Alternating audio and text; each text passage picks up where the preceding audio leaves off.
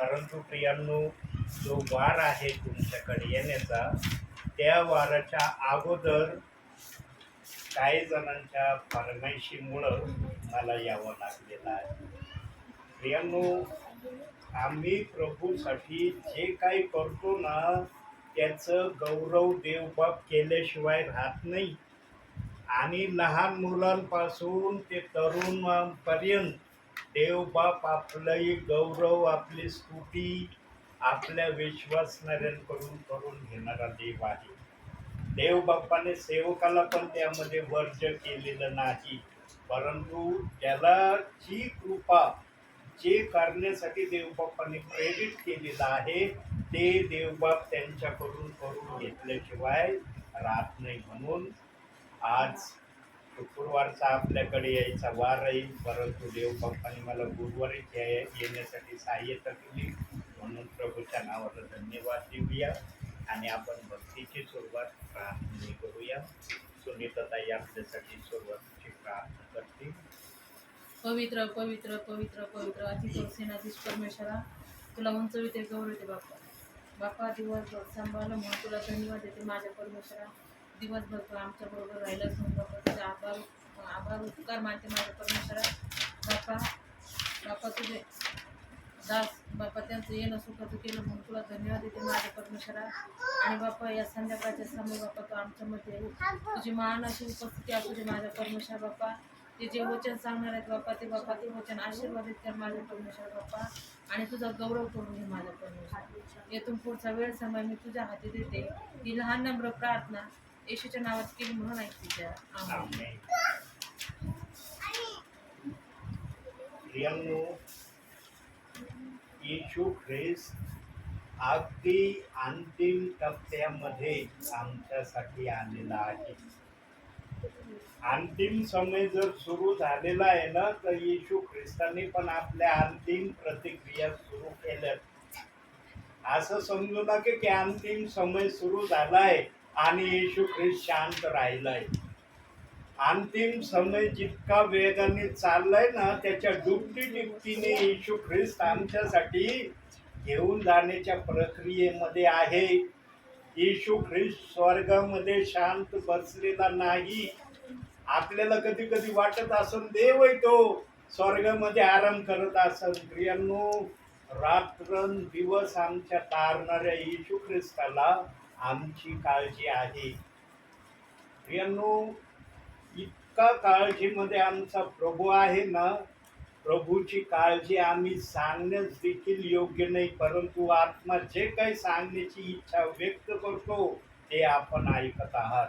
येशू ख्रिस्ताला आमची फार धास्ती लागलेली आहे, कारण एक मेंढरू त्याच्या राज्यातून विभक्त होऊ नये या गोष्टी करता आमचा प्रभू रात्रंदिवस प्रयास करत आहे. आणि विशेष करून सेवकांवर तो फार हल्ले करण्याची तयारी करत आहे. सेवकांना कशाही प्रकारे खाली पाडण्याच्या प्रक्रियेमध्ये सैतानी लोकांचा उपयोग केल्याशिवाय राहणार नाही. कारण सैतानाला माहित आहे सेवकाला खाली पाडण्यासाठी मला अशा लोकांचा उपयोग करायचा आहे जे प्रभू म्हटले नाहीत, आणि जे प्रभूला मानत नाहीत ना त्यांच्याकडेच या प्रक्रिया आहेत. म्हणून प्रियांनो, जगाच्या कानाकोपऱ्यात चाललंय. असं समजू नका हे फक्त काही ठिकाणी निर्धारित आहे. सैतान फक्त माग लागलेला आहे ख्रिस्ती लोकांच्या. आणि का लागलं माहितीये? त्याला कसंही करून देवाची प्रार्थना स्टॉप करण्याचं त्याच्या मनामध्ये आहे. देवाचं राज्य स्थिर राहावं यासाठी देव प्रयत्नशील आहे, परंतु सैतान देवाचं राज्य अस्थिरतेमध्ये यावं याकरता प्रयास करतो. म्हणून प्रियांनो, सर्वात मोठं माध्यम सैतानाला खाली पाडण्याचं हे आहे. या माध्यमाला जर आम्ही आपल्या जीवनामध्ये उपयोगात आणलं ना प्रियांनो, सैतानाची कोणतीही प्रक्रिया परिवारामध्ये कशाही प्रकारचं कार्य करणार नाही. कारण सैतान जाणतो आता माझा शेवट कोणत्याही वेळेला आलेला आहे. प्रियांनो, सैतानाला कधीही स्वर्गाच्या अंगणामध्ये देखील देव बाप्पाने येण्याची त्याला परवानगी दिलेली नाही. तो स्वर्गाच्या बाहेर, अंगणाच्या बाहेर आहे. परंतु आम्ही जे प्रभूच्या नावामध्ये विश्वास ठेवणारे आहोत, आम्हाला अंगणामध्ये पण राहण्याची परवानगी आहे आणि स्वर्गामध्ये पण येण्याची परवानगी. पण आमच्या स्टेजेस 2 आहेत. आम्ही जर वचनाप्रमाणे आचरण केलं तर आमच्यासाठी स्वर्गाचा दरवाजा उघडा आहे. आणि जर आम्ही वचनाप्रमाणे आचरण करण्यामध्ये पुढं चूक दाखवली प्रभूला, तर मग आम्हाला अंगणामध्ये जाण्याचा रस्ता आमच्यासाठी प्रभूने ठेवलाय. परंतु ज्यांना पण प्रभूने आपल्या राज्यात घेतलंय, जे पण प्रभूचे विश्वासणारे आहेत, त्यांच्यासाठी नरकाचा दरवाजा बंद आहे. आज आपण जर ऐकतो ना काहींच्या मुखातून, नरकात जाणारे, नरकाच्या वाटेवर चालले, मुळीच नाही प्रियांनो. येशू ख्रिस्ताने ज्याला पण आपल्या राज्यात घेतले ना, त्याच्यासाठी त्याने नरकाचा दरवाजा बंद केलेला आहे. नरक आणि अग्नी आहे हे वचनामध्ये देव बाप्पाने सांगितलंय. परंतु नरक आणि अग्नी कशा प्रकारे ठेवली, कोणासाठी आहे, ते पण देव बाप्पांनी वचनात सांगितलेलं आहे. आपण विचाराच्या माध्यमातून चाललेलो आहोत. तर बघूया नरक आणि अग्नी याविषयीच थोडीशी माहिती वचनातून. प्रगटीकरण 20वा अध्याय 15वं वचन.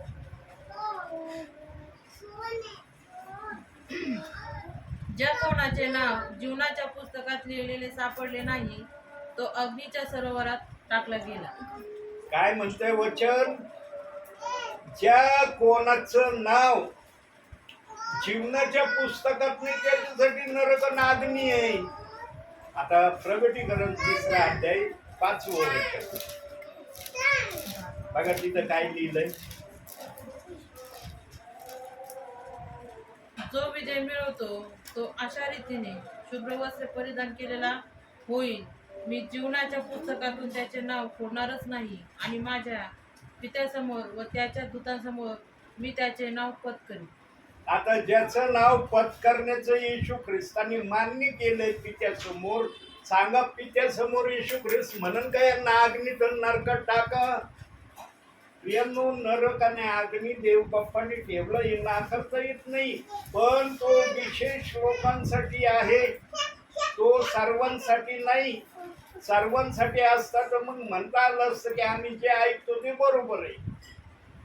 जे जे प्रियजन फिलिप्पी 2:11 वचनाप्रमाणे ज्याने आपल्या जिभेने, आपल्या मुखाने येशू प्रभू आहे असं कबूल केलंय, त्या प्रियजनांसाठी नरकाचा दरवाजा बंद आहे.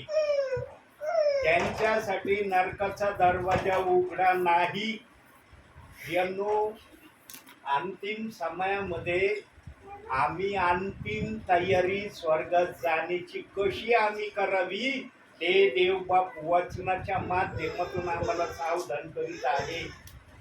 आतापर्यंत प्रियांनो, आम्ही ज्या पण प्रकारे देवाचं वचन ऐकलं, याचा न्याय देवबाप वर करणार आहे. कसा करणार आहे हे पण वचन विचाराच्या माध्यमातून बघूया. पहिले करंटीकर 3रा अध्याय 13 ते 15.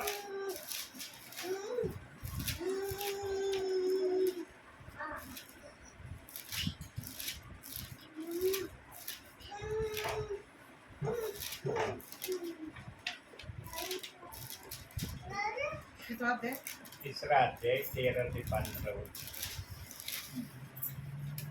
13 ते 15. तर बांधणाऱ्या प्रत्येकाचे काम उघड होईल. तो दिवस ते उघडकीस आणील, कारण तो अग्नीसह प्रगट होईल आणि प्रत्येकाचे काम असे आहे याची परीक्षा या अग्नीनेच होईल. ज्या कोणाचे त्या पायावर बांधलेले काम टिकेल त्याला मजुरी मिळेल. ज्या कोणाचे काम जळून जाईल त्याचा तोटा होईल. तथापि तो स्वतः तारला जाईल, परंतु जणू काय अग्नीतून बाहेर पडल्यासारखा तारला जाईल. प्रियांनो, आत्मा कधी खोटं बोलत नाही, आत्मा कधी चुकीचं सांगत नाही. म्हणून वचनात सांगितलंय सेवक हा मुरलेला असला पाहिजे, वचनामध्ये मुळावलेला असला पाहिजे. सेवक हा नवशिका नसला पाहिजे. सेवक जर नवशिका असला ना प्रियांनो, तर ज्याला वचनाची माहिती नाही, ज्याने वचनाचा आत्मसात 30% पण केलेलं नाही, मग तो त्याच्या मनात जे येईल ते सांगितल्याशिवाय राहणार नाही. आणि जेव्हा विचार सांगितला जातो ना, तेव्हा आत्मा विचाराला वचन दाखवतो. आत्मा केवळ विचार देतो आणि वचन सोडून देतो असं नाही करत प्रियांनो. आतापर्यंत माझ्या मुखातून जे काही निघलं त्याला साक्षीदार वचन देव बाप्पाने दाखवलंय. म्हणून नवशिक्या सेवकापासून ते मुळवलेल्या सेवकापर्यंत प्रत्येकाची सेवा अग्नी समोर ठेवली जाणार आहे. आणि ज्याची सेवा अग्नी समोर जळणार नाही तो फायद्यामधला सेवक असणार आहे. ज्याची अग्नी सेवा जाळून टाकील तो तोट्यामध्ये असणार आहे. मग काही जण तोट्यामध्ये असणाऱ्यांसाठी पण स्पष्टीकरण करून मोकळे झालेत. मी स्वतः कानाने ऐकलंय प्रियांनो.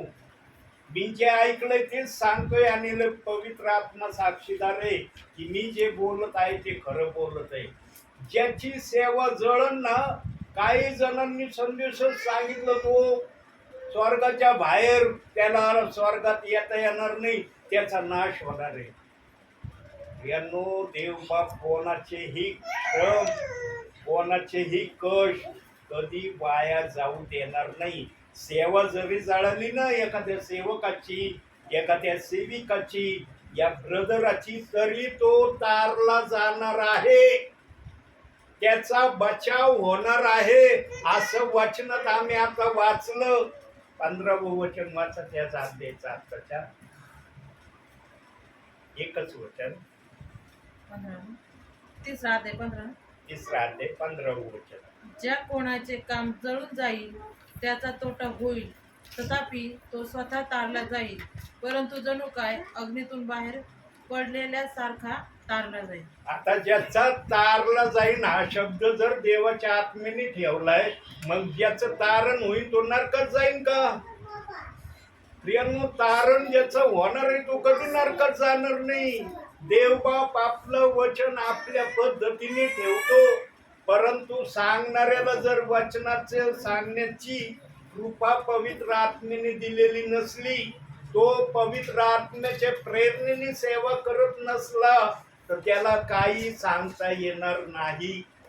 जो आत्म्याच्या प्रेरणेने सेवा करतो ना प्रियांनो, आत्मा कधी त्याच्या मुखातून आपल्या मनाचं सांगणार नाही. आत्मेला जे आवडल तेच आत्मा बोलल्याशिवाय राहणार नाही. आता इथं जर तारला जाईन हा शब्द दिलाय, मग तारला जाईन म्हणजे तो नरकात जाणार आहे का? तो वाचला जाणार आहे. का वाचला जाणार आहे याचं उत्तर आपण बघू. पहिले करंथीकरस 15वा अध्याय 58वं वचन. का तारला जाणार आहे तो? म्हणून माझ्या प्रिय बंधूंनो, प्रभूमध्ये तुमचे श्रम व्यर्थ नाही हे तुम्ही जाणून आहात. म्हणून तुम्ही स्थिर व अडळ व्हा आणि प्रभूच्या कामात सर्वदा अधिकाधिक तत्पर असा. कारण त्याने प्रभूमध्ये जे श्रम घेतलेत ते कोणासाठी घेतलेत? प्रभूसाठी घेतलेत. त्याने प्रभूसाठी 15 मिनिट म्हणा, अर्धा तास म्हणा, 1 घंटा म्हणा, 1.5 तास म्हणा, जो काही वेळ प्रभूच्या सानिध्यात दिलेला आहे तो प्रभूच्या गौरवासाठी दिलेला आहे.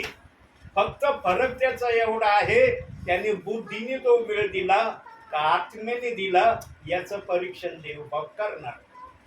बुद्धीने जरी त्यांनी देवाच्या नावामध्ये आपले परिश्रम खर्च केलेले असले ना, तरी त्याच्या त्या परिश्रमाची देवबाप आठवण करणार आहे.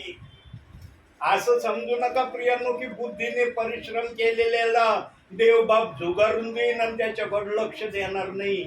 आमचा देव जर अन्यायी नाही, पक्षपाती नाही, असं जर वचनात आम्ही वाचलो ना, तर ज्याने बुद्धीने सेवा केली ना त्याला पण देवबाप योग्य तो न्याय देणार आहे. पण तो न्याय कसा असणार आहे? ते आम्ही वरती बघणार आहोत.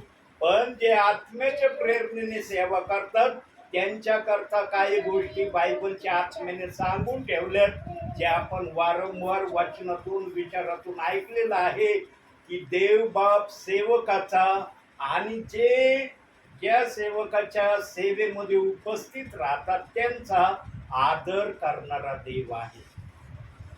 प्रियांनो, तुम्ही बसलात म्हणून देवाचा आत्मा या सेवकाच्या मुखातून बोलतो. तुम्ही जर बसले नसते, मी सेवक आहे, मला वचन सांगता येतं, माझ्याजवळ पवित्र आत्म्याचं सामर्थ्य आहे, पण ऐकणारे नाही, काय उपयोग आहे का? म्हणून ऐकणारे हे देवाच्या नजरेमध्ये सेवकापेक्षा अति महत्वाचे आहे. तुम्ही आहात म्हणून देवाचं वचन आहे आणि देवाचं वचन आहे म्हणून सेवक आहे. म्हणून प्रियांनो, कडीत कडी एक असल्याशिवाय देवाचं कार्य होऊ शकत नाही. कडी जर तुटली ना, कोणतंच कार्य होणार नाही. जशी एखादी माळ असते प्रियांनो, ती माळ जर तुटली ना तर ती माळ कोणाच्याही गळ्यात घालण्यास योग्य राहत नाही. जोपर्यंत ती जोडली जात नाही तोपर्यंत ती माळ कोणाच्या गळ्यांमध्ये टाकता येत नाही. तसं देवाचं आहे प्रियांनो. देवाच्या इच्छेप्रमाणे सर्व गोष्टी व्यवस्थित असल्याशिवाय देवबाप पण आपलं कार्य करीत नाही. आणि त्याच्यामध्ये सगळ्यात अग्रेसर वाटा जे तुम्ही बसलेले आहात ना प्रियांनो, ते तुम्ही सर्वात अग्रेसर वाटा आहात. तुम्ही म्हणून देवाचं काम चाललंय. तुम्ही नाही तर काही काम चालणार नाही. म्हणून आपण आपल्या वचनाकडे येऊया. आज अतिशय महत्वाचं वचन देवबाप्पाने मला दाखवलं. काढूया नीतिसूत्रे 13वा अध्याय 3रं वचन.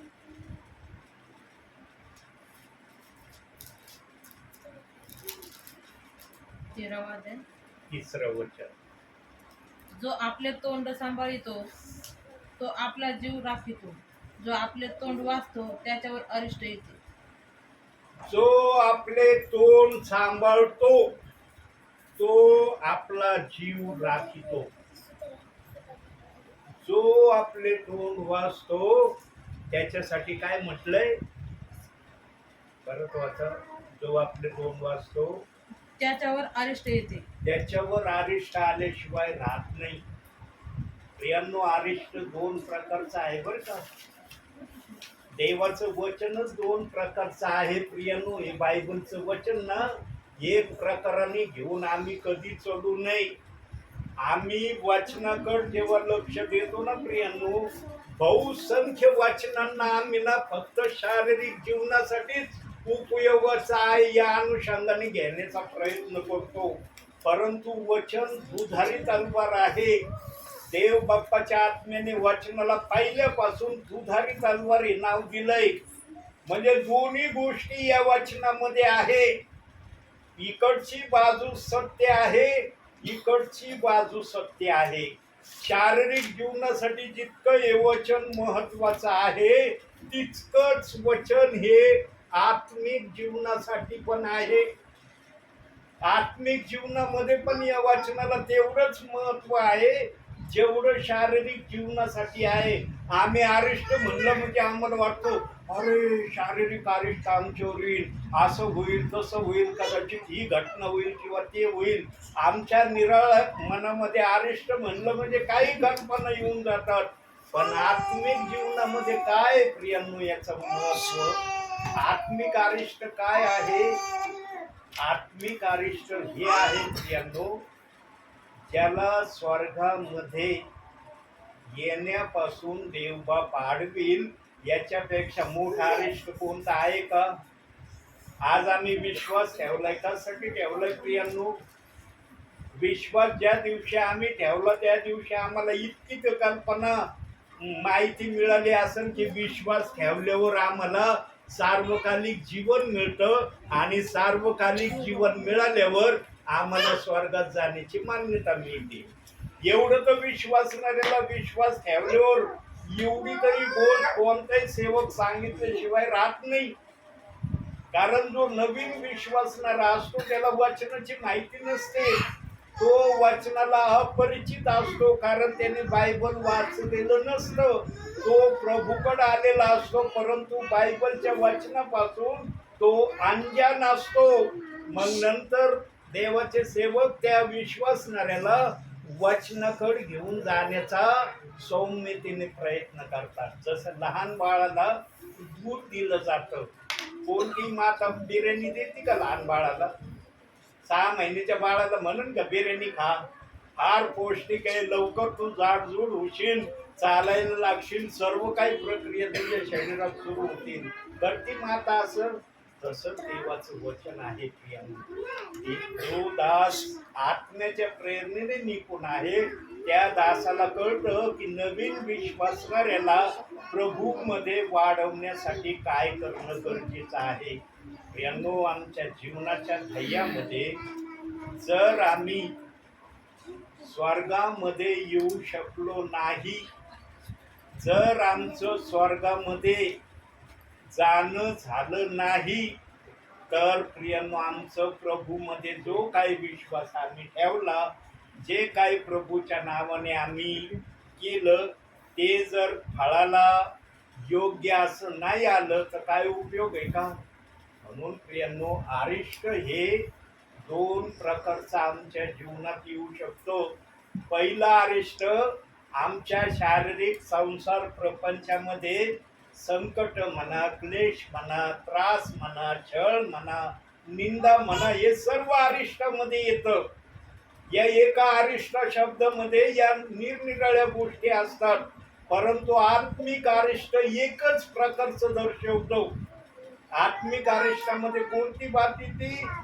तुमचं जर स्वर्गामध्ये जाणं झालं नाही, तुमचं प्रभूमध्ये केलेला प्रवास कोणत्या उपयोगाचा झाला मग?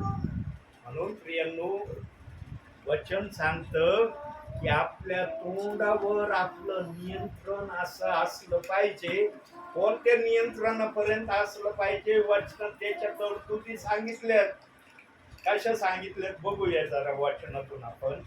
इफिसकरास पत्र 4 अध्याय 26-27 ही प्रक्रिया करणं फार गरजेचं आहे प्रियांनो, अति गरजेचं आहे मी म्हणतो.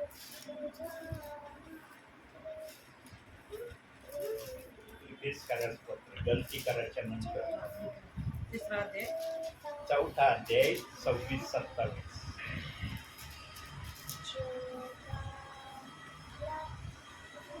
अशासाठी की तिला त्याने वचनाद्वारे जलस्नानाने स्वच्छ करून पवित्र. इफिसकरास काय सांगितलं? हा, इफिस करतच वाचते. 4 अध्याय 4 अध्याय आणि 26. 26-27 वाजता. हा, नाही, अध्याय चुकला असेल. 4 अध्याय करा. 4 अध्याय 26-27. अहो मग 4 अध्याय त्याच्यामध्ये 26 नाहीये ना. आहे ना, 4 अध्यायामध्ये 26 वचन आहे. हा, सॉरी. असं काय नाही. 26-27. तुम्ही रागावा परंतु हा. पाप करू नका. तुम्ही रागात असताना सूर्य मावळू नये आणि सैतानाला वाव देऊ नका. यांनो, आम्ही नेहमी लक्षात ठेवायचं, देव बाप्पाला देखील राग येतो बरं का. काही जणांना वाटतं देव बाप्पाला राग येत नाही. देव बाप्पाला पण राग येतो, पण देव बाप्पा आपला राग ना सूर्यासारखा मावळू देत नाही. कारण देव बाप्पाने जर आमच्यावर भयंकर राग केला ना, तर सैतानाला वाव मिळन, सैतानाला एंट्री मिळन. सैतान जाणून, अरे ज्या देवाने या लोकांना आपल्या राज्यात घेतलं, तो देव अतिशय भयंकर रागत आहे, चला मी पण काहीतरी करून जातो. यानो, देवबाप कधी इतका राग आमच्यावर व्यक्त करत नाही जितका राग व्यक्त करण्याची देव बाप्पाच्या मनात इच्छा असते. म्हणून देव बाप्पाने आपल्या रागाला जर मारलेलं आहे, तर देव बाप्पाने आम्हाला पण सांगितलंय वचनातून की तुम्ही पण रागवा, पण आपला सूर्य मावळू देऊ नका. रागाला थोडं मारण्याच्या प्रक्रिया तुमच्यामध्ये ठेवा. यानो, हर परिवारामध्ये, हर विश्वासणाऱ्यामध्ये काही ना काही घडामोडी होत राहतात. चर्च गतिविधीमध्ये पण घडामोडी होत राहतात. प्रत्येक गोष्टीला अशा प्रकारे हाताळण्याचं हे वचन आम्हाला आदेश देत आहे की जेणेकरून सैतानाला कुठल्या प्रकारचा रस्ता मिळेल याची संधी तुम्ही देऊ नका. सैतानाला वाव नाही भेटला पाहिजे हे देव बाप्पाला प्रामुख्याने सांगायचंय. तुम्ही एकमेकाला शिकवा, एकमेकाला मार्गदर्शन करा, एकमेकाला सौम्यतेने सांगा, रागाने सांगा, पण अशा प्रकारे सांगा की तो ऐकणारा सुधारला पाहिजे. ऐकणाऱ्याची भावना दुखवली नाही पाहिजे. यांनो फार शिस्तीचा आमचा देव आहे. देवाने आम्हाला रागवायचा अधिकार दिला, कारण देव बाप सुद्धा रागवतो आमच्यावर. रागवतोच नाही तर तो कधी कधी आम्हाला फटके पण मारतो. पण देवाचे फटके ना आवाज करीत नाही, पण त्रास फार देतात आम्हाला. हा, देवाच्या फटक्यामध्ये आवाज नाही येत, पण असा त्रास होतो ना. मग त्रास झाल्यावर आम्ही एकदम गांगरून गेल्यासारखं झालो होतो. अरे हे असं काय माझ्या जीवनात आलं, हे काय होऊ राहिलं, याचा पर्याय काय. मग आम्ही सेवकांचा धावा करतो. या सेवकाकडे प्रार्थना कर, त्या सेवकाकडे प्रार्थना कर, ही विनंती त्यांना सांग, ती विनंती त्यांना सांग. कारण काय असतं की आपण ज्या संकटात सापडलो त्या संकटातून बाहेर आपण निघावं. यांनो आजही आमचा देवबाप सेवकाच्या मध्यस्थीच्या प्रार्थनेने आपल्या लोकांना संकटातून बाहेर काढीत आहे. आम्ही निरनिराळ्या साक्षी ऐकतो की या सेवकाच्या प्रार्थनेने माझ्या जीवनात असं कार्य झालं, त्या सेवकाच्या प्रार्थनेने माझा आजार कसा बरा झाला, याविषयीच्या आम्ही निरनिराळ्या साक्षी ऐकतो. आजही देवबाप आमच्या सर्व अपराधांवर पांघरून घालण्याची तयारी करत आहे. ज्याच्यावर पांघरून घालायची इच्छा देव बाप्पाची असते तिथं शिक्षा नसते, पण ज्या शिक्षेवर पांघरून घालण्या अगोदर शासन आहे ना, ते शासन एखाद्याला झाल्याशिवाय राहत नाही. देव बाप सगळी तयारी करतो. शिक्षा जर झाली तर शिक्षेतून बाहेर निघण्याची तरतूद काय असणार आहे. कारण ज्याच्यावर शिक्षा येते ना प्रियांनो, त्या शिक्षा सहन करणाऱ्याला पहिला कॉन्फिडन्स असतो की मी केलेली प्रार्थना देव बाप ऐकणार नाही. का तू मनामध्ये असा विचार आणतो? कारण तो शिक्षा भोगत असतो. जो शिक्षा भोगतो ना त्याला कधीच कॉन्फिडेंट येत नाही की मी जर प्रार्थना केली तर देव बाप ऐकन. पण त्याचा विश्वास जर खंबीर असला, मोठा असला, तर एखादा संकटामधून पण देवाचा धावा करतो आणि तो त्या धावेने संकटातून बाहेर पण निघतो. असं नाही की संकटात पाडणारा प्रार्थना करत नाही, पण ज्यांचा विश्वास तळमळता असतो ना, अविश्वासासारखा, जसा मार्थेचा विश्वास अविश्वासी होती आणि प्रभूला काय म्हणली, तू इथं असता तर माझं भाऊ मेला नसता. या शब्दानेच येशू ख्रिस्त ओळखतो की मार्थेमध्ये अविश्वास आलेला आहे. यानं अशी कृती आमच्या जीवनात पण होते. संकट आल्यावर, आम्ही पण संकटात असल्यावर कुणाला तर बर्दाश्त नाही झालं तर देवालाच वेड वाकडं बोलायला सुरू करतात. मी तुझ्या नावात आलो याच्यासाठी आलो का? हा त्रास सहन करण्यासाठी आलो का? काही पण रागाच्या भरात देवाला बोलून जातात. पण देवाने आम्हाला शेवटची हद्द सांगितलेली आहे. देवाने पण आमच्या रागावर शेवटचं कंट्रोल आम्ही कोणतं ठेवलं पाहिजे हे वचनातून सांगितलं.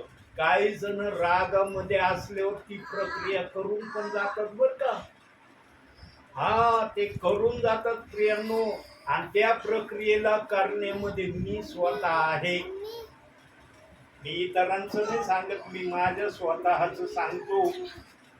राग जर एखाद्याला आला ना प्रियांनो, तर तो कोणती प्रक्रिया करण्यापासून माघार घेत नाही. ते वचनातून बघू आपण. इब्रिकाचं पत्र 3रा अध्याय, याकोबाच्या आधी इब्रिकाचं पत्र 3रा अध्याय 12 वचन. बंधुजन हो, जिवंत देवाला सोडून देण्या इतके अविश्वासाचे दुष्ट मन तुम्हाची कोणाचेही असू नये म्हणून जपा. म्हणून जपा. प्रियांनो, रागाच्या भरामध्ये मनुष्य देवाला सोडून देण्यापासून पण माघार घेत नाही. आणि मी मागील संदेशात तुम्हाला सांगितलं की 3 वेळेस मी माझ्या जिवंत देवाला सोडण्याची चूक केली. आजही माझे युट्यूबला ते संदेश आहेत आणि त्याच्यामध्ये हेच मी बोललोय जे आता बोलत आहे. पवित्र आत्मा त्याही वेळेला बोललोय, आजही बोलत आहे. 3 वेळेस मी माझ्या जिवंत देवाला सोडण्याची चूक केली. का केली? रागाला इतकं मावळू दिलं मी की देवाला सोडून देण्याची देखील मला भीती वाटली नाही. यांनो, ही प्रक्रिया आम्ही रागामध्ये करू नये अशी देव बाप्पाची आम्हाला शेवटची सूचना आहे किंवा चेतावणी आहे. पण जो रागामध्ये फार खालच्या पातळीला गेलेला असतो ना, त्याला देवाला सोडून देण्याचं पण काही महत्व त्या क्षणामध्ये जाणवत नाही. पण जेव्हा होशवर येतो ना, तेव्हा त्याला वाटतं अरे मी हे नव्हतं करायला पाहिजे. माझ्या जीवनात हेच झालं 3 वेळेस. 3 वेळेस देवाला सोडलं, 3 वेळेस देवाकडे आलो. मग देवानेच ठरवलं अरे याला आता घडी घडी मला सोडून द्यायचं आणि माझ्या नावात यायचं बंद करण्याचा याचा उपाय केला पाहिजे. आणि देव बाप्पाने मला सेवक बनवलं.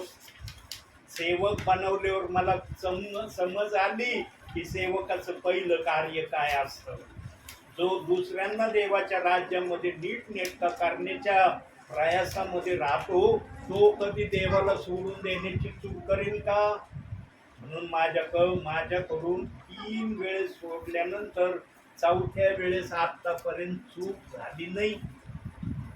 परिवारामध्ये एखादा मुलगा जर घोडसळ असला ना प्रियांनो, त्या मुलाला नीट करण्याचा पर्याय आई बापाशिवाय ना कोणालाच करता येऊ शकत नाही. काही जणांच्या मनात येतं पण ते होईल का नाही, तसं घडल का नाही याची त्यांच्या मनामध्ये शंका येत राहते.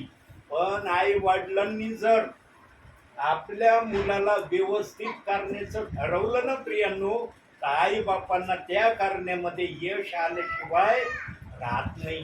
म्हणून मुलं पण बघा प्रियांनो, सर्वांसमोर काही पण करतील पण आई बापासमोर ना मुलं थोडे घाबरल्यासारखे राहतात बरं का.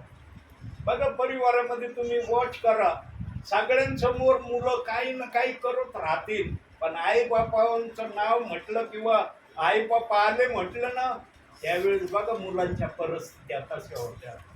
यांनो, आई बाप्पाच्या अनुशासनामध्ये मुलांनी राहावं ही देव बाप्पाने लावून दिलेली एक विधी आहे. म्हणून आई बाप्पाच्या आज्ञेच्या बाहेर आपले मुलं कधीच जात नाही. आणि एखाद्या ठिकाणी मुलं जर आई बाप्पाच्या व्यतिरिक्त इतरांचं न ऐकण्याच्या प्रक्रियेमध्ये असलं ना, आई बाप्पांनी जर डाटावलं ना की तू यांचं का ऐकत नाही, त्यांचं का ऐकत नाही, यांचं म्हणणं का मान्य करीत नाही, आई बाप्पाच्या आदेशाचं मुलं आज्ञा पालन पण करतात. परिवारामध्ये या घटना पाहतो ना प्रियांनो आम्ही, याच गोष्टी आध्यात्मिक जीवनात आहे. पण या गोष्टीला करणारा फक्त आमचा प्रभू आहे. प्रभू दोन्ही प्रकारची भूमिका आमच्यासाठी करतो. दोन्ही भूमिकेमध्ये देवबाप आम्हाला सुधरवण्याच्या माध्यमामध्येच असतो. आणि एखाद्याला जर प्रभूमध्ये चांगलं जर जीवन व्यतीत करायचं असेल तर त्याने बायबलकडे जर लक्ष दिलं ना प्रियांनो, तर तो बायबलच्या वचनाच्या बाहेर कधीच वागण्याच्या प्रक्रियेमध्ये स्वतःला घेऊन जाणार नाही. म्हणून देव बाप्पाने आम्हाला हे पवित्र शास्त्र दिलंय की हे आम्ही वाचावं आणि या प्रकारे आमच्या जीवनामध्ये आम्ही करण्याचा प्रयत्न करावा. प्रियांनो, अंतिम समयामध्ये सैतान अतिशय खवळलेला आहे. तो क्षणाला काय विचार करतोय सैतान माहिती का? अरे कोणत्या समयाला मला नरकात टाकलं जाईल सांगता येत नाही, कोणत्या समयाला माझ्यासाठी नरकाचा दरवाजा उघडा होईल सांगता येत नाही. म्हणून आम्ही पण बोलताना काय बोलतो, आमचा प्रभू कोणत्या वेळेला येणार आहे हे कोणालाच माहित नाही. म्हणून त्याने आम्हाला चोराचं प्रमाण दिलंय. जसा चोर येतो तसा प्रभूचा दिवस येईल. चोर कधी फोन करून येतो का एखाद्या परिवारात? म्हणतो का आज रात्री मी तुमच्या घरी येणार आहे? मग ज्या घरी फोन येतो ते घरचे म्हणतात का तू येणार आहे ना, आम्ही बँड बाजा लावतो, बँड बाजा लावण्याच्या आवाजामध्ये ये तू आमच्या घरी आणि तुला येथेचे जे वाटण ते घेऊन जा. करतं का असं तुम्ही प्रियांनो? चोरापासून आम्ही सावधान राहण्यासाठी होईल तेवढा प्रयत्न करतो. तेच आध्यात्मिक जीवनासाठी आहे. प्रभू येणार आहे तर आम्ही जास्तीत जास्त प्रभूच्या भयात, प्रभूच्या आज्ञेत, प्रभूच्या इच्छेमध्ये राहण्यासाठी अंतिम समयामध्ये तरी स्वतःला तयार करावं. म्हणून आजही देवाच्या सेवकांना देव बाप्पा आठवतोय. सेवक कशाला येतात प्रार्थनेला? यांनो अंतिम समयामध्ये असं पण होईल बर का. अंतिम समयामध्ये काही जणांना सेवकाच्या प्रार्थनेचं पण महत्व त्यांच्या डोक्यात राहणार नाही की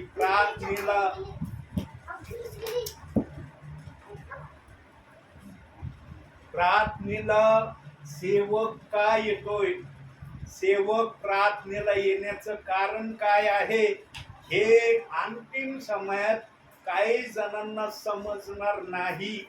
म्हणून प्रियांनो, सेवक हा अंतिम पर्याय आहे अंतिम समयाचा, की आम्ही देवाच्या वचनाप्रमाणे, देवाच्या आत्मेप्रमाणे वागण्याकडे आमचं लक्ष द्यावं.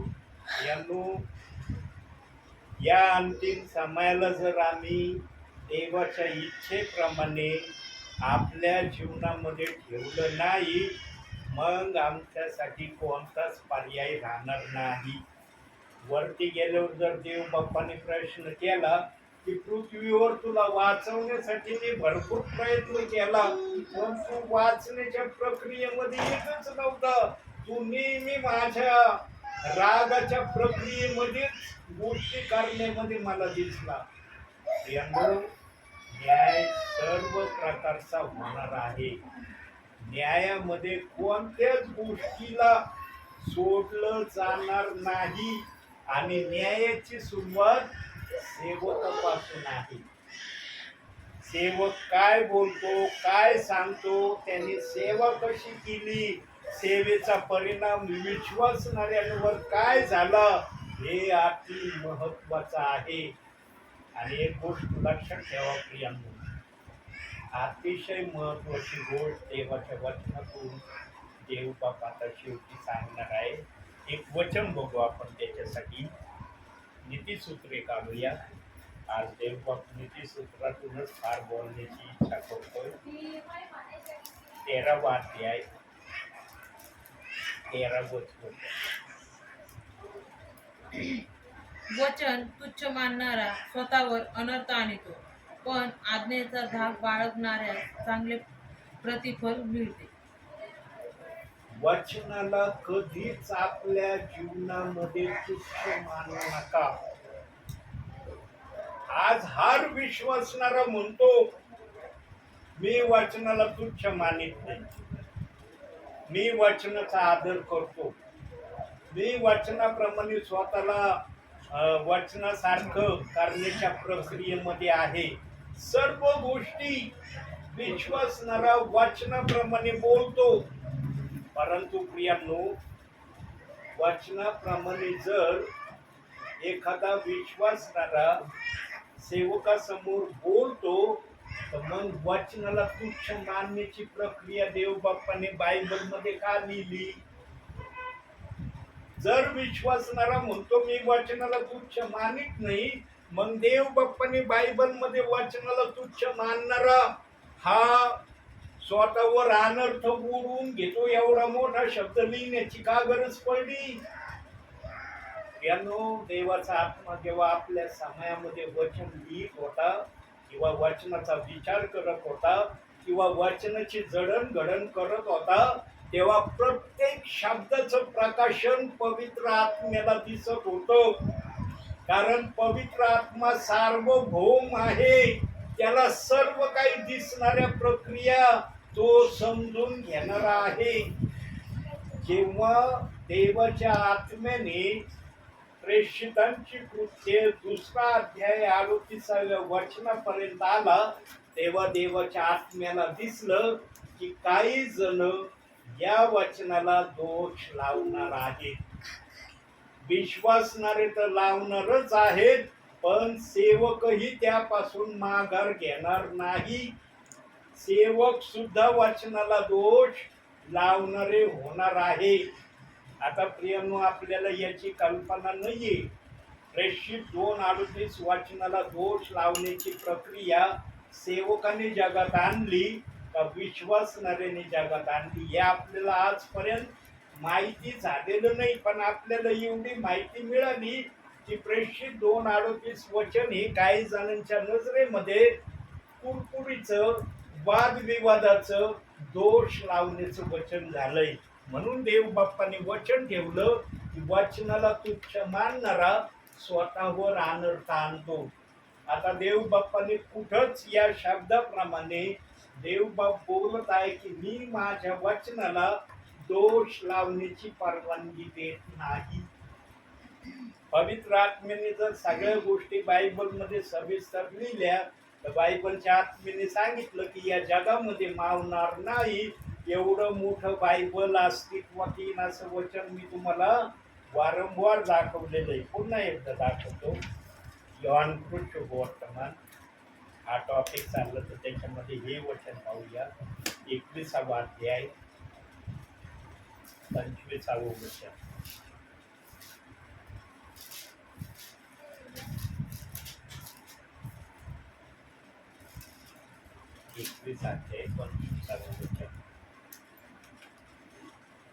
येशूने केलेली दुसरी पुष्कळ कृत्ये आहेत, ती सर्व एक एक लिहिली तर लिहिलेली पुस्तके ह्या जगात मावणार नाहीत असे मला वाटते. बघा, जर सगळ्या गोष्टी पवित्र आत्म्याने लेखित लिहिल्या असत्या तर या जगामध्ये हे बायबल मावलं नसतं. एवढं मोठं पुस्तक अस्तित्वात आलं असतं.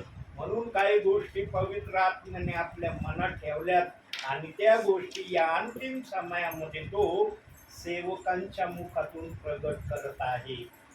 ज्यांना आत्मा चालवितो प्रियांनो, त्यांच्या बोलण्यातून आपोआप पवित्र आत्मा त्याला जे काही सांगायचं आहे ते तो सांगून मोकळा होतो. प्रियांनो, जीवनामध्ये खरोखर जर स्वर्गात जाण्याची आशा तुमच्या मनात असली ना, वचनाला दोष लावण्याच्या प्रक्रियेपासून स्वतःला आवरा. जर तुम्ही या पृथ्वीवरून या गोष्टीला जर सांभाळलं नाही ना प्रियांनो, तर देवाच्या वचनाने सांगितलंय तो माणूस स्वतःवर अनर्थ ओढवून घेतो. अनर्थ ओढवून घेतो म्हणजे काय?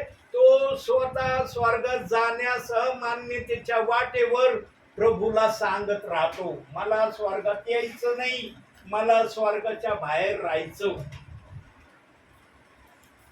हा अनर्थ त्या वचनात देव बाप्पाने सांगितलंय. म्हणून देव बाप अंतिम समयामध्ये अतिशय कळवळ्याच्या वाणीने आपल्या विश्वासणाऱ्यांना सांगत आहे वचनातून, वचनाला तुच्छ मानणारा स्वतःवर अनर्थ ओढवून घेतो. घ्यायचं का तुम्हाला अनर्थ ओढवून स्वतःवर? यानो, सेवक असो या विश्वासणारा असो, त्यांचं तेवढंच आहे का जेवढं वचनाप्रमाणे योग्य आहे. जे वचनाच्या बाहेर सेवक म्हणा, विश्वासणारा म्हणा, एखाद्याला जर काही सांगत असेल ना, त्याला या बायबल मधून तपासण्याचा प्रयत्न करा.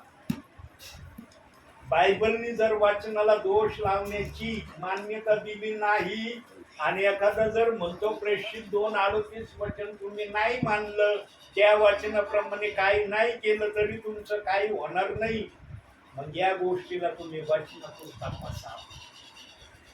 यानो, येशू ख्रिस्ताने तुम्हाला सगळं मोकळून दिलंय ना. आज जे काय आहे प्रत्येकाच्या परिवारामध्ये कोणामुळं आहे? येशू ख्रिस्ताने दिलं म्हणून आहे, त्याने कृपा केली म्हणून आम्ही या जगामध्ये आजपर्यंत आहोत. त्याने जर कृपा काढून घेतली ना प्रियांनो, आम्हाला या जगामध्ये एक सेकंदही जगता येणार नाही. कारण या श्वासावर ना फक्त प्रभूचं नियंत्रण आहे. फक्त प्रभूचं या श्वासावर नियंत्रण आहे. प्रभू शिवाय या श्वासावर कोणाचंही नियंत्रण नाही. आणि याचा अनुभव मला आता महिन्यापूर्वी आला. प्रियांनो, सिंपल ठेस लागली मला, सिंपल ठेस लागली. ठेसा लागतच सगळ्यांना, असं नाही कुणी म्हणत की मला ठेस लागत नाही, पण मला अशी ठेस लागली प्रियांनो, मी वाऱ्यासारखं माझ्या गाडीला जाऊन धडकलो. आणि ज्या परिवाराने पाहिलं ते परिवार घाबरला. म्हणजे ब्रदर, तुम्हाला साधी ठेस लागली पण तुम्ही इतके जोरात वेगाने पळत गेले आणि स्वतःच्याच गाडीला धडकली. यांनो, सैतान कोणत्याही प्रकारे कोणावरही हल्ला करण्यासाठी या समयामध्ये माघार घेतणे याचं ते प्रमाण आहे. आणि जेव्हा मी वाऱ्यासारखा ठेस लागलो चाललो होतो ना, मनात माझ्या विचार आला होता, म्हणलं आता मी धडकल्यावर मरतो की काय. माझ्या मनात विचार आला होता प्रियांनो, मी अगदी खरं सांगतो, हे बायबल साक्षीला आहे. म्हटलं आता मी कशाला धडकल्यावर मरतो की काय, असं माझ्या मनात विचार आला. आणि इतकं जोरात गाडीच्या बंपरला मी आदळलो प्रियांनो डोक्यावर, माझं डोकं फुटलं. प्रियांनो, खिशात मोबाईल होता, डोळ्याला चष्मा होता, खांद्यावर बॅग होती माझ्या, पण माझी बॅग खांद्यावरचा पट्टा देखील पडला नाही. बॅगचा पट्टा माझ्या खांद्यावरच होता. इतका जोरात मी गाडीवर आदळलो, ना चष्मा फुटला ना माझ्या मोबाईलला काय झालं. मोबाईल देखील खिशातला खाली पाडला नाही, डोळ्याचा चष्मा देखील खाली पाडला नाही. इतकं देव बाप्पांनी मला सांभाळलं. आणि पाडल्यावर उठून बसलो, मांडी घातली, आणि जेव्हा असं करून पाहिलं ना, तर रक्ताने हात भरलेला माझा मला दिसला. आणि ज्या परिवाराने ते पाहिलं ते परिवार म्हणजे ब्रदरांना पहिलं दवाखान्यात घेऊन चला, रक्त आलंय ब्रदरांच्या डोक्यात.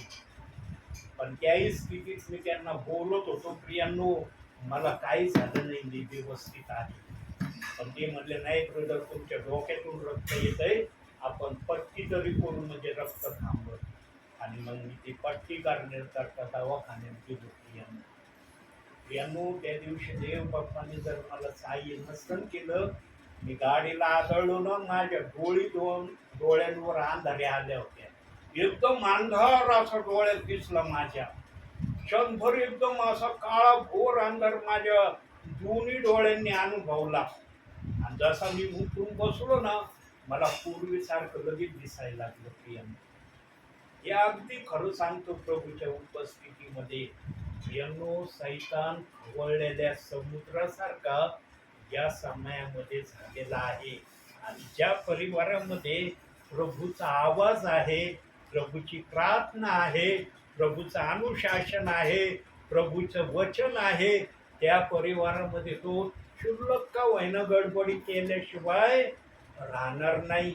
कारण त्याचा हेतू उद्देश सैतानाचा एकच आहे, कसंही करून या परिवारामध्ये प्रार्थना आणि वचन बंद झाली पाहिजे.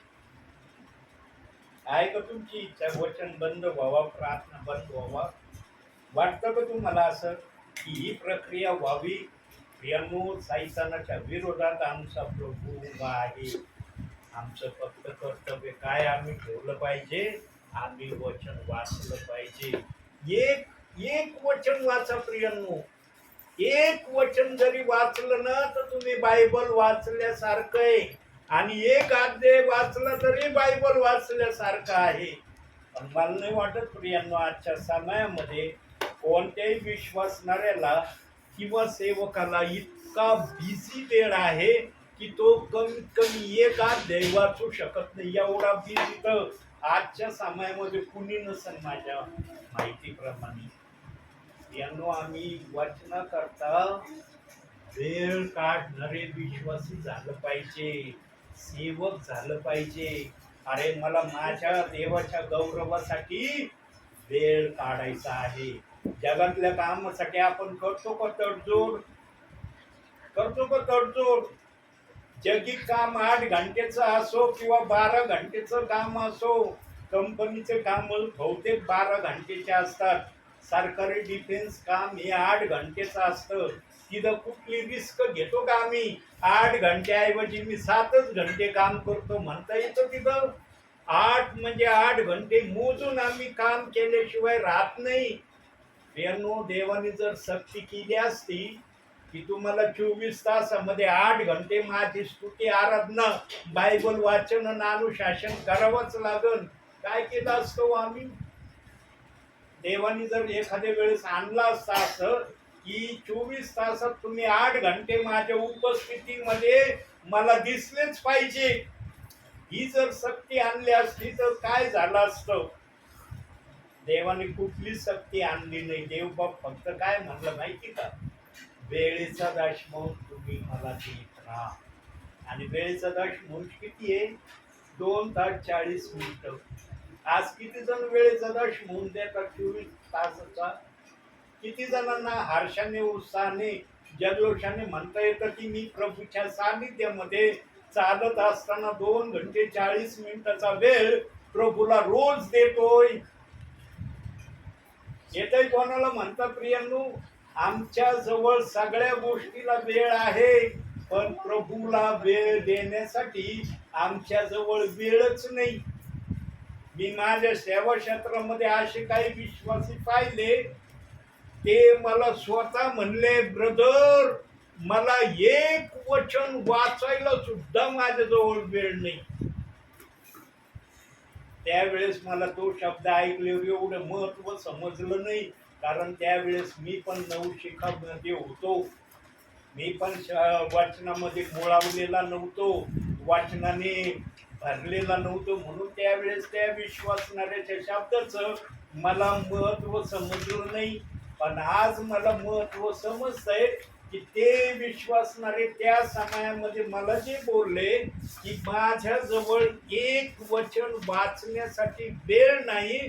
ज्यांच्या जवळ देवाचं एक वचन वाचण्यासाठी वेळ नाही ना, तू देवाचंच नाही. त्याने कधी म्हणूच नाही की मी स्वर्गात जाईन म्हणून. त्याच्यासाठी प्रभूने स्वर्गाचा दरवाजा बंद करून ठेवलेला आहे. प्रभू म्हणशील तुला पृथ्वीवर माझं वचन वाचण्यासाठी वेळ नव्हता ना, मग मला पण तुला स्वर्गामध्ये घेण्यासाठी वेळ नाही. हीच भाषा त्याला प्रभू बोलणार आहे. म्हणून प्रियांनो, प्रभूसाठी वेळ काढीचा. फावला वेळ जो तुमचा असेल ना, कोणता पण, प्रत्येकाचा फावला वेळ काही ना काही असतो.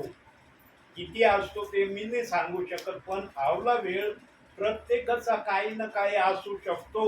त्या फावल्या वेळाला तुम्ही देवाच्या सानिध्यामध्ये सादर करण्याचा जर प्रयत्न केला ना प्रियांनो, तर देव बाप तुमच्याकडे पाहून अति प्रसन्न होईल. म्हणून इफेस 5:16 मध्ये सांगितलंय, 5वा अध्याय 16व्या वचनामध्ये, वेळेचा सदुपयोग करा कारण दिवस वाईट आहेत.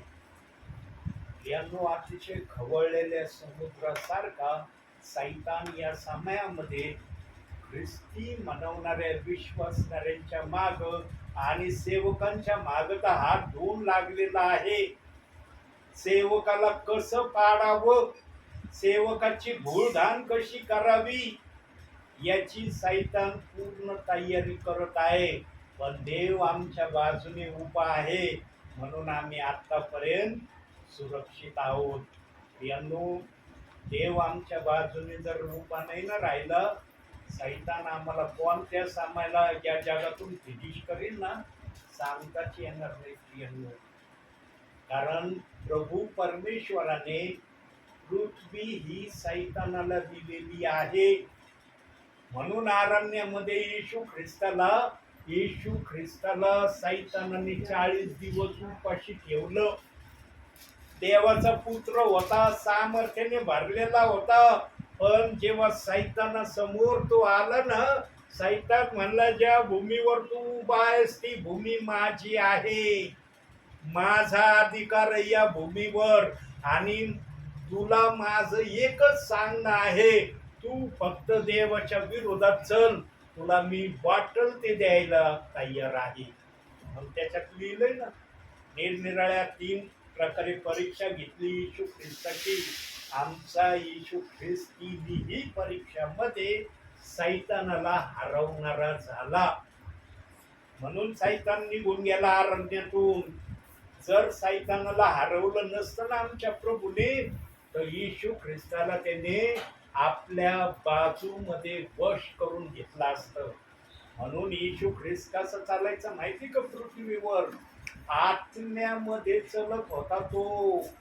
देहामध्ये जरी आलेला होता ना, पण तो आत्म्यामध्ये चलत होता आणि आत्म्यामध्ये सेवा करीत होता. शारीरिक पण आत्मिक पण लोकांच्या संपर्कामध्ये पण तो होता ना, त्याही वेळेला तो आत्म्याच्या प्रेरणेनेच करायचा. म्हणून आम्हाला पण गलती करायचा 5वा अध्याय 16व्या वचनात सांगितलंय, आत्म्याच्या प्रेरणेने चला. आम्हाला आदेश दिलाय देव बाप्पाने वचनामध्ये, आत्म्याच्या प्रेरणेने चला. किती जण आज आत्म्याच्या प्रेरणेने चालतात? किती जणांना आज म्हणता येतं प्रभूच्या उपस्थितीमध्ये की मी आत्म्याच्या प्रेरणेने चालणारा विश्वासी आहे किंवा सेवक आहे? यानो, येशू ख्रिस्ताचा जन्म झाल्यापासून ते येशू ख्रिस्ताचं वधस्तंभावर मरण्यापर्यंत येशू ख्रिस्त आत्म्याच्या प्रेरणेने त्यांनी सर्व काही केलं. बुद्धीच्या प्रेरणेने आमच्या येशू ख्रिस्तानी काहीच केलं नाही.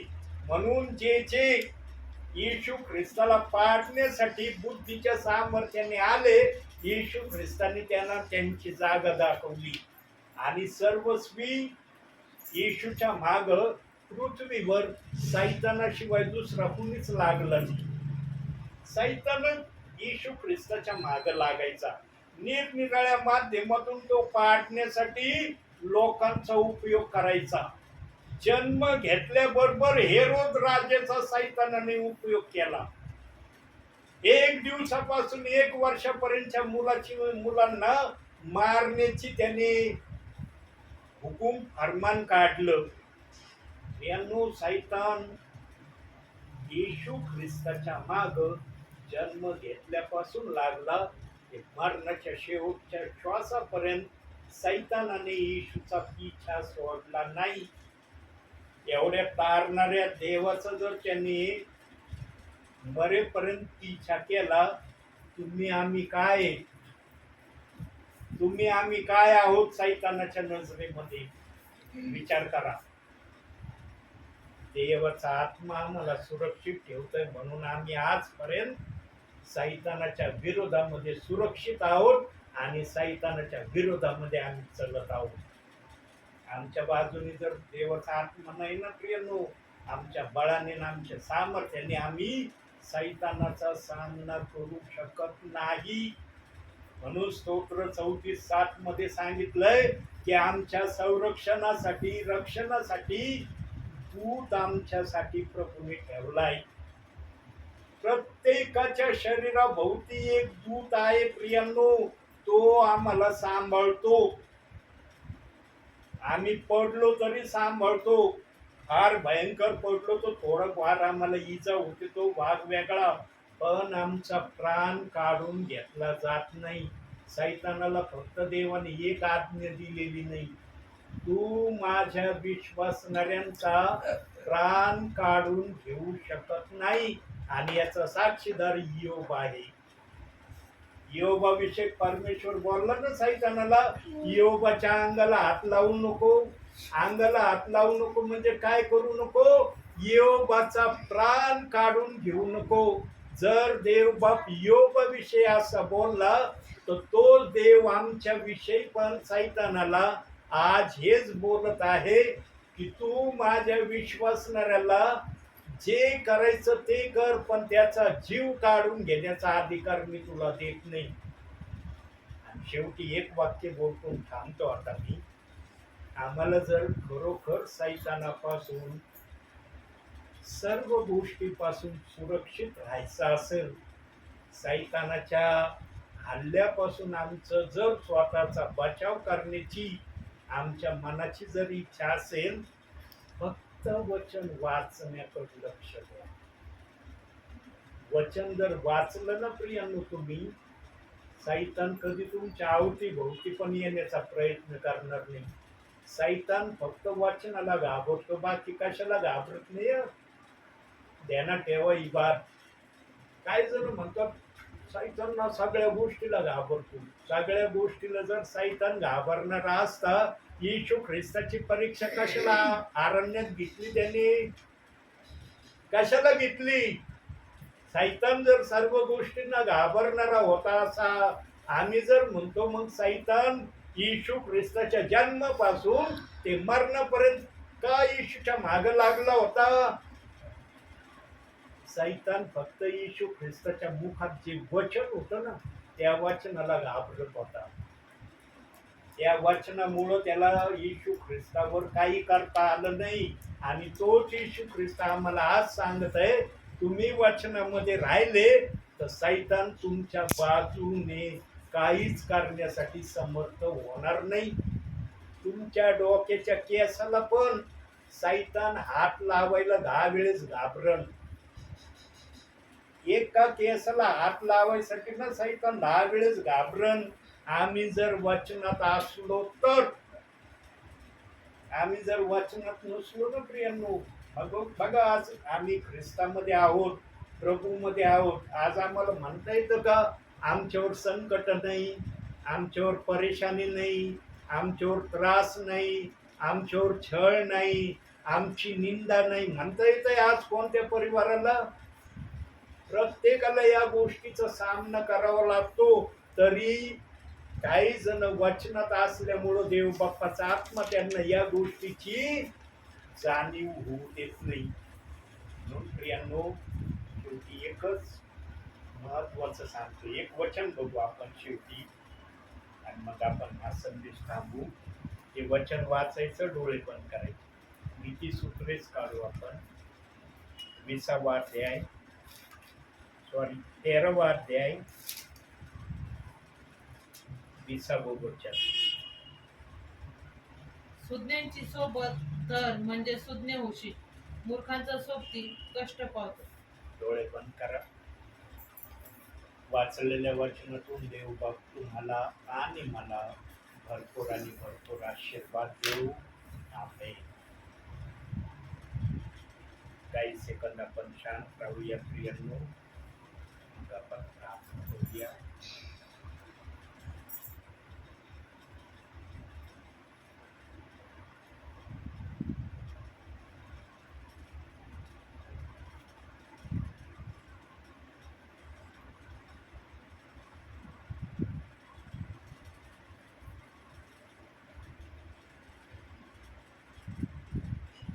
आपल्यासाठी पास्टर किरण हे प्रार्थना करतील शेवटची.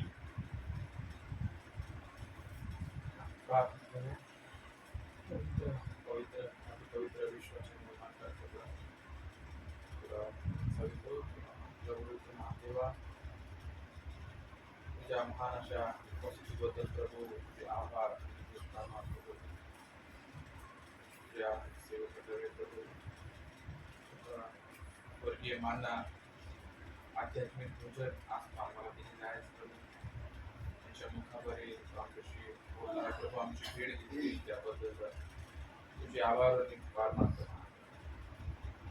तेव्हा खरोखर प्रभू आज या शेवटच्या काळामध्ये आम्ही आमचं जीवन जगत असताना प्रभू आम्ही प्रत्येक जण तुझ्या वचनापासून दूर जात आहोत. तुझं वचन सांगतं परमेश्वरा, जोपर्यंत प्रत्येक गुडघा येशूमध्ये टेकला जाणार नाही प्रभू, तोपर्यंत तुझं येणं होणार. देवा, शक्यता आहेत प्रभू, सर्व जगामध्ये वाईट गोष्टी चालू आहेत प्रभू. आज गुन्ह्याच्या विळख्यामध्ये प्रत्येक व्यक्ती, प्रत्येक सजीव सृष्टी प्रभू परमेश्वरा यांना त्रास होत आहे प्रभू. दयागणा तुला विशेष प्रार्थना करतो परमेश्वरा, हे सर्व तुझ्या येण्याचे संकेत आहेत प्रभू. परमेश्वरा, तुझं येण्याचं परमेश्वरा जे जो काही मार्ग आहे प्रभू, तो आमच्या हातात आहे. कारण परमेश्वरा, आम्ही प्रत्येक जण तुझ्या वचनामध्ये वाढाव प्रभू. आम्ही जोपर्यंत तुझ्या वचनामध्ये वाढत नाही, तुझ्या वचनामध्ये आम्ही चालत नाही प्रभू, तोपर्यंत तुझं येणं आपल्याकडे. कारण तुझं वचन सांगतं प्रभू, कारण तुझी इच्छा आहे की कुठल्याच आत्म्याचा नाश होऊ नये, प्रत्येकाला सार्वकालिक जीवन मिळावं, ही तुझी इच्छा आहे. म्हणून परमेश्वरा, आमच्या अंतःकरणाची झाडं झटकी घे, आमच्या अंतःकरणाची तोडतोड कर. तुला आवडणारा असं आमचं हृदय असावं प्रभू, अशी कृपा आम्हाला प्रत्येकाला तू प्रदान कर. तुला विशेष विनंती करतो प्रभू. आणि देवा प्रगत प्रभू, आम्ही प्रत्येक जण तुला नम्रपूर्वक प्रार्थना परमेश्वर, आम्हाला प्रत्येकाला तू सहाय्य कर. या सर्व संकटापासून, या सर्व वाईट गोष्टींपासून प्रभू आम्ही आमचा बचाव व्हावा प्रभू, अशी कृपा आम्हाला प्रत्येकाला तू कर. कारण देवा, आम्ही सर्व तुझे लेकर आहोत परमेश्वरा. आम्ही प्रत्येक जण तुला आनंद होत असताना प्रभू, आमच्या अंतःकरणात परमेश्वरा सर्व वाईट गोष्टी ज्या तुला न आवडतात आहे परमेश्वरा, त्या सर्व वाईट गोष्टी आमच्या अंतःकरणातून काढून प्रभू तुझ्या वाटण्याची देणी आमच्या अंतःकरणामध्ये कर. आमच्या अंतःकरणातून राग मस्तर हे सर्व तू बाहेर काढ. कारण परमेश्वरा, त्या तुला न आवडणाऱ्या गोष्टी आहेत. देवा, विशेष प्रार्थना करतो प्रभू, तुझ्या धैर्याचा आत्मा आणि परमेश्वरा शांतीचा आत्मा मला विशेष मध्यस्थी करतो परमेश्वरा. आजचं सुंदर संरक्षण प्रभू, तू आमच्यासाठी आशीर्वादित केलंस प्रभू, तुझ्या नावाला धन्यवाद देतो. तुझ्या सेवकासाठी विशेष प्रार्थना करतो प्रभू, त्यांचं येणं जाणं तू कसं कर प्रभू. तुझ्या गाडीचा चालक मालक हो प्रभू, सर्व धोके आपल्या त्यांचं रक्षण कर. तसंच परमेश्वरा, त्यांच्या पूर्ण फॅमिलीला प्रभू, प्रत्येक सभासदाला, प्रत्येक सदस्याला तुझ्या कृपेने, तुझ्या आशीर्वादाने आणि तुझ्या आरोग्याने भर, अशी विशेष प्रार्थना करतो प्रभू. दयाघना आजची भक्ती आराधना तू आशीर्वादाची केलीस, त्याबद्दल तुझ्या नावाला धन्यवाद देतो. दिवसभर सांभाळ संरक्षण केलंस प्रभू, तुझी आजची रात्र जिथे प्रत्येकाची काळजी घे. आणि उद्याचा नवीन दिवस आपण प्रभू आमच्याद्वारे तुझ्या नावाचा गौरव करू प्रभू. ही तुझ्याकडे मी प्रार्थना करतो, विनंती करतो परमेश्वरा. दयाघना उर्वरित सर्व वेळ समय प्रभू तुझ्या रक्षणे तुझी आनंद प्रार्थना असा धन्यवाद आमेन. हे आमच्या स्वर्गातील बाबा, तुझे नाव पवित्र मानले जाऊ, तुझे राज्य येवो, तसे स्वर्गात तसेच पृथ्वीवरही तुझ्या इच्छेप्रमाणे हो. आमची रोजची भाकर आज आम्हाला दे, जसे तू आमच्या ऋणास सोडले आहेस, तसेच आमच्या ऋणे आम्हाला सोडव. आणि आम्हाला परीक्षेत नकोस, तर आम्हाला वाईटापासून सोडव. कारण की राज्य, सामर्थ्य आणि गौरव ही सर्व काळ तुझीच आहे. आमेन. प्रभू येशू रक्त की जय.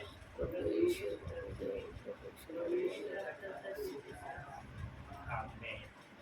धन्य येशू नाम, धन्य येशू नाम, धन्य येशू नाम सर्व काळ. धन्य येशू नाम, धन्य येशू नाम, धन्य येशू नाम सर्व काळ.